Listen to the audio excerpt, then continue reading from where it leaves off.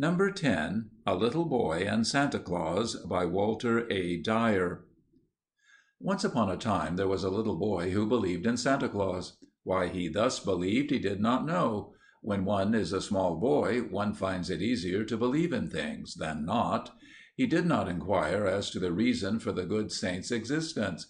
He did not wonder why Santa Claus should choose to be so generous on one particular day. Cause and effect were matters of small importance compared with the net results of sleds and Noah's arks. When Christmas morning came, and the sunlight streaming in through frosted window panes woke the little boy, he made a dash for the mantel where his stocking was hung. There were the jumping jacks and the Christmas candy, just where he knew they would be, irrefutable evidence of the midnight visit of the good white saint. Faith in things not seen is in little danger, so long as the evidence of things hoped for fails us not. The whole situation suited the little boy, and he believed in Santa Claus. But he was a very inquisitive small boy, and though the bigger mystery of Santa Claus troubled him not at all, he was a bit perplexed by certain material details. He observed that there was no real fireplace in the house. A scientific turn of mind was his by inheritance, and forced him to pursue his investigations. At length he formulated the important question, how did Santa Claus get in? The grown-ups, they were unusually clever for grown-ups, it seems, told him that Santa Claus could make himself very small at will, and came in through the drafts of the kitchen range after the fire went out. This proved a satisfactory solution of the problem for a time, as it did not occur to the small boy to inquire whether the grown-ups always allowed the fire to go out on the night before Christmas, though he was a bit puzzled as to how any saint, even a collapsible saint, could drag a large sled through a small stovepipe. Alas, the small boy was born in a scientific and materialistic age, and the spirit of investigation was upon him. He could not let the matter drop. He made an exhaustive study of it, and one by one scented out the flaws in the argument. He took notice of the hesitation of the women grown-ups in answering his questions, and the false notes in the facetious remarks of the men grown-ups.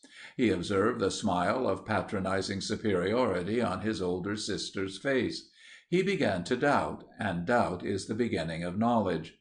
Before many years had passed, he had run the question down, and the grown-ups, finding themselves cornered, were forced to admit that there was no such thing as Santa Claus.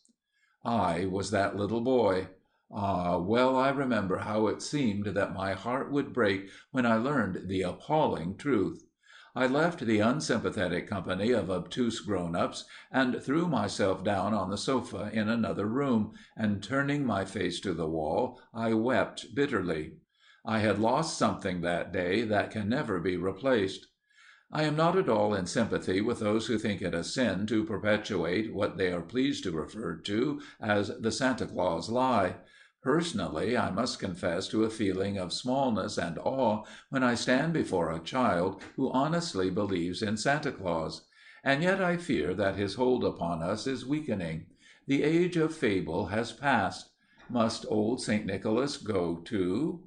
This growing scorn for delightful unrealities gives me some concern, for it is an indication of a psychological change in the human race that I do not like to contemplate.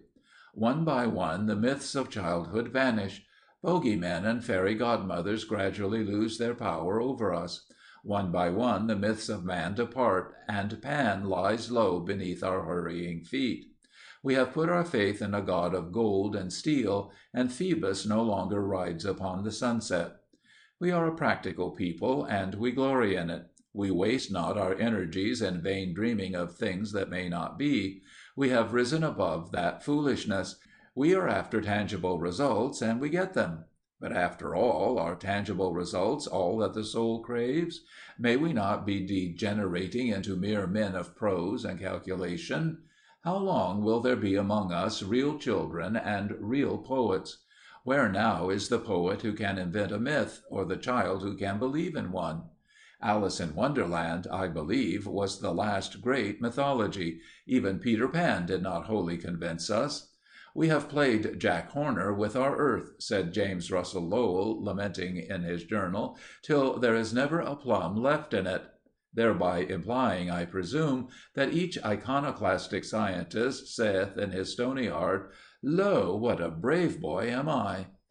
The best of our poets have felt alarm at this systematic and progressive disillusioning of the world. Thus Poe to Science: "Hast thou not dragged Diana from her car, and driven the Hamadryad from the wood to seek a shelter in some happier star? Hast thou not torn the Naiad from the flood, the Elfin from the green grass, and from me the summer dream beneath the tamarind tree?"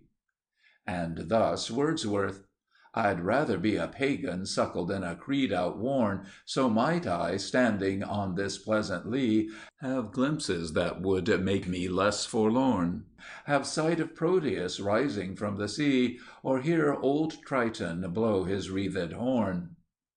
It is not the disbelief in these old myths that brings pain. It is the destruction of belief, the breaking down of the idols. It may be fun, but it is short-sighted and silly. I believe I would sooner perjure myself than be the one to tell a child that there is no such thing as Santa Claus. And if your brother believes in the power of prayer, you are a knave if you attempt to shatter his faith. This iconoclasm has gone far enough. Let us build us new idols if we can. At least let us destroy no more old ones. And speaking of Christmas, has it ever occurred to you that we may perhaps be doing ourselves and posterity immeasurable injury by forgetting the beauty of the story that the day is supposed to commemorate? But we cannot hope to rebuild the faith of the world in myth and fairy lore.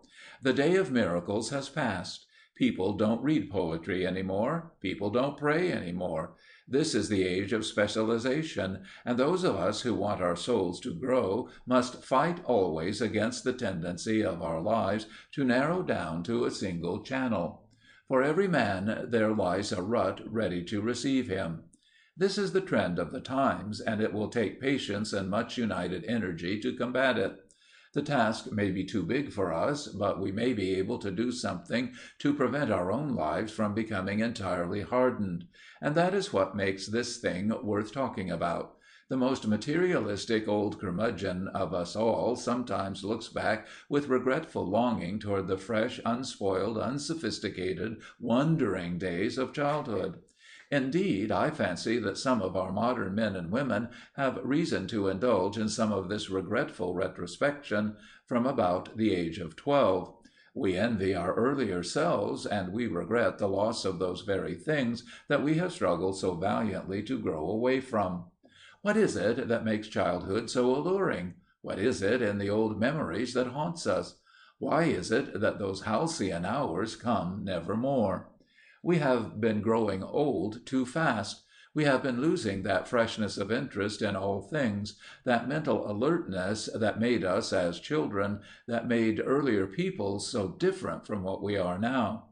Until we regain, by an effort of the will, somewhat of this childlike spirit, we shall continue to plod along, with half of our minds working overtime and the other half asleep. For one thing, we live too much in cities these days. Cities are manufactured out of material ingredients. Their steel and concrete lives enchain our souls. Myths were never born in cities, but in groves and by the sea. It is there that the imagination is stimulated. There is no such thing as Pan in Wall Street. Do you remember how you used to lie awake after they had put you to bed and weave romances about yourself? Do you remember the countless Indians you slew when you were a little boy, or the fairy princes that came to woo you when you were a little girl? Now, when you lie awake o' nights, you think of business, don't you? Have you ever made an effort to do otherwise? Have you ever tried to put that part of your mind to sleep by waking up the other part, the old child part that knew how to pretend? I have, and I tell you, it pays. I have learned to turn my mind deliberately to a dream I have of a farm in Massachusetts, where I and one other stand amid our blossoming apple trees and survey the land that is ours.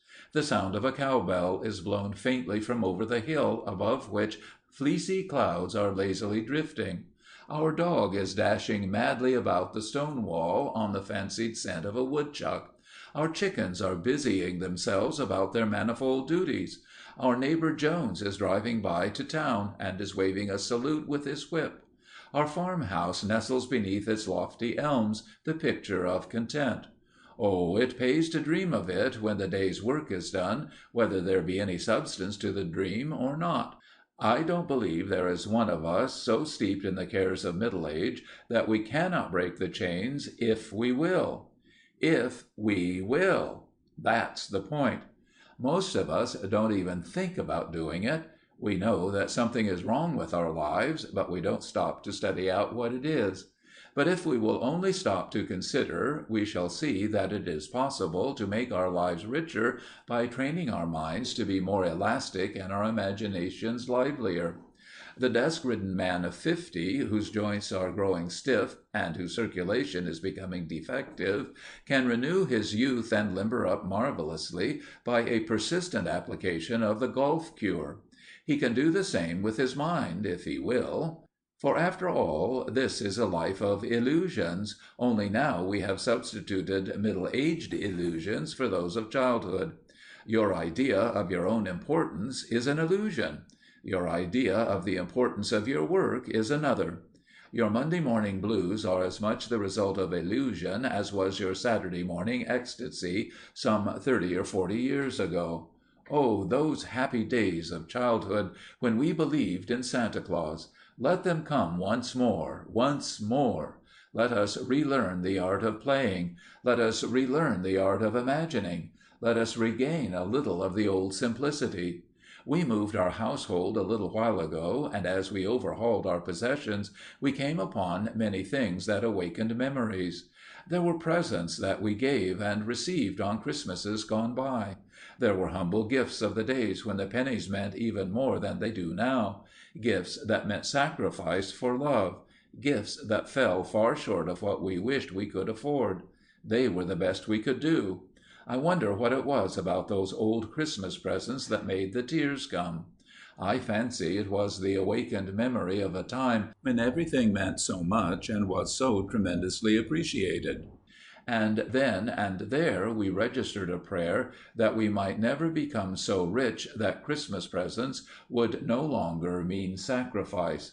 It is that simplicity of mind, that appreciativeness of the good that comes, that makes us love Mrs. Wiggs and the Five Little Peppers. And if the day should ever come when that spirit has departed from our Christmases, it will be a sadder day, 1,000 times, than the one on which I lost my Santa Claus. End of A Little Boy and Santa Claus by Walter A. Dyer.